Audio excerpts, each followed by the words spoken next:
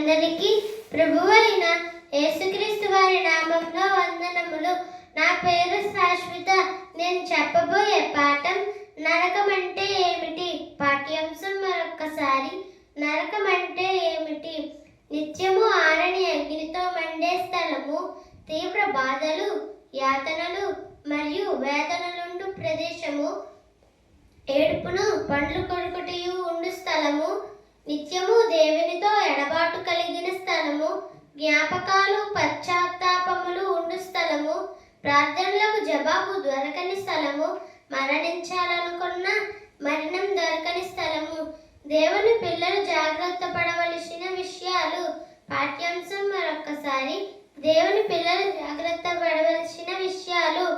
నిన్ను బట్టి దేవుని నామం అవమానపడకుండా జాగ్రత్త పడు.